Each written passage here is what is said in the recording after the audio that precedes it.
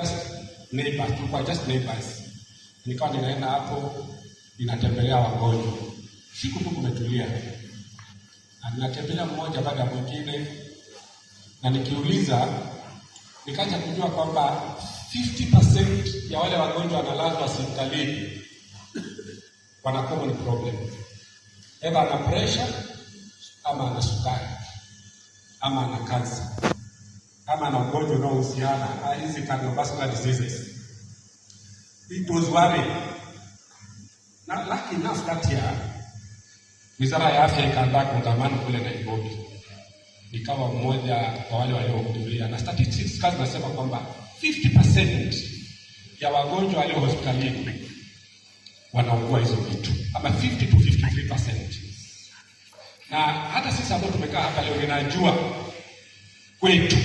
kwenu nyumbani lazima kuna mgonjwa wa pressure ama kuna mgonjwa wa sukari. Ni kweli?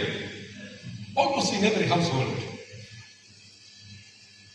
Maybe I lost my 3 years through cancer. Our firstborn, our secondborn, na yule ambaye ananifuata mimi mdogo wangu. Na nikajua kweli hili ni jambo ambalo linatatiza sana. Na haya magonjwa haya ambayo tunaongelea non-communicable diseases yamekuwa kwa kiwango kikubwa sana hii miaka hivi karibuni kuliko hapo nyuma.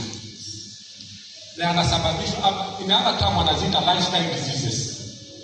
Yanasababishwa na yale maisha tunayoishi, vyakula tunavyokula na yale mabadiliko ambayo yako. Hizo siku za nyuma these things were very rare. Pressure haikuwa kitu ya kusumbua, haikuwepo kwa wingi, sukari haikuwepo kwa wingi. Why? Because people used to eat the indigenous foods. Lakini leo we have fast foods, chips, soda, pizza, those things we like buying to our children. Sivyo? Vitu ambavyo viko na high levels of sugar, fats and salt. Na hizi ndio vitu husababisha haya matatizo sana katika jamii zetu, na ndio zimechangia kukua kwa magonjwa haya. Lakini nataka ukasome Biblia. The Bible is not silent about healthy diet. Ukisoma Leviticus kama mambo ya Walawi mlango wa 11, utasoma vile Mungu aliwaelekeza watu vile vyakula ambao wanapaswa kula. Na ni vizuri pia sisi kama Wakristo tujizoeshe. Kama nilikuwa nafikiria kama Mungu angekuwa anaongea na sisi leo, angekwambia tusile nini na nini. Because some other things are becoming poisonous for our lives. Kwa Yesu asifiwe. Tunapenda sana kununulia watoto wetu biscuits. Tunapenda kununulia hizi za ajabu hizi. Sasa nilisema hapa tunawapatia maziwa, juice isikanyage hapa. Na nisikia vizuri. Kama ni juice njoo na machungwa ama passion fruit ukamulie wapi? Hapa. Kama utamununulia hiyo juice ya ajabu na soda huko nyumbani. But hizi ni vitu ambazo naomba sana hasa tulinde hiki kizazi, kwa sababu sisi tumo ndani. You know, by the time mimi nilipata hii habari nilikuwa na kilo 108, 108 kgs, na nilikuwa nakunywa sukari and everything else. Nilikuwa nikionana na juice, nikiona zile kuku za kuzunguka na tena zijua na chips.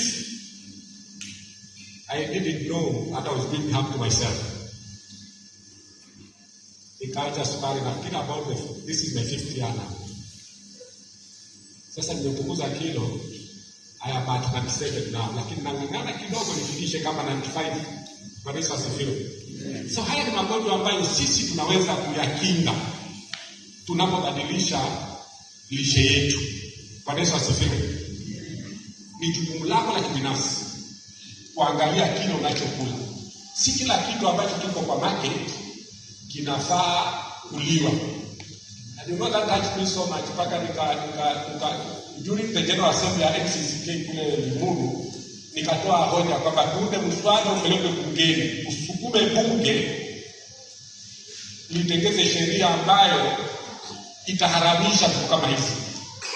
wawe wanaweka front of pack kwa hizi bidhaa ambazo zina sukari nyingi na chumvi nyingi.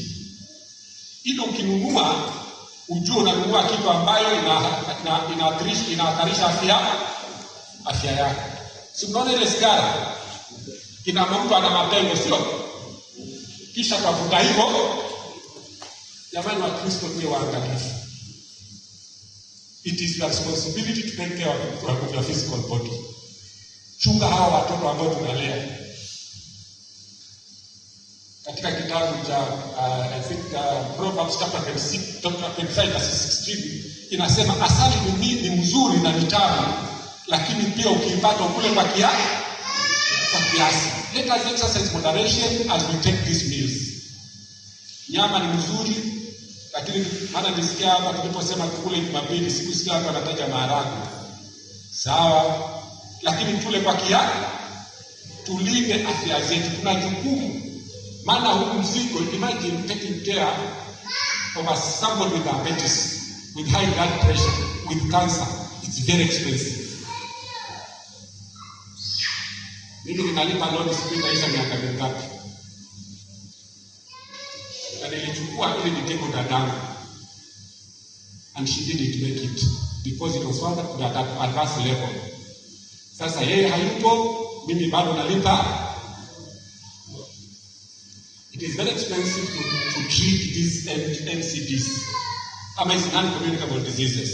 Ndipo niwaombe sana uangalie maisha yako, what you eat, watch what you eat. Na ni vizuri pia kufanya mazoezi. Kutembea kidogo, utoe jasho. Inakusaidia na mambo mengine. So Mungu atusaidie jamani wa Kristo, tuwe waangalifu sana. Si kila kitu ni chakuliwa. Vyakula vingine though they seem very good, especially these fast foods, lakini zinadhuru afya yako. Sana kwa wadada, nataka chips na zege. Chips mayai. Zege spinini. Tafadhali na waomba tuchunge. Kuna hatari sana hizi vitu tunazokula. Mapili nitaongea kitu kingine kuhusiana na hicho. Asante sana.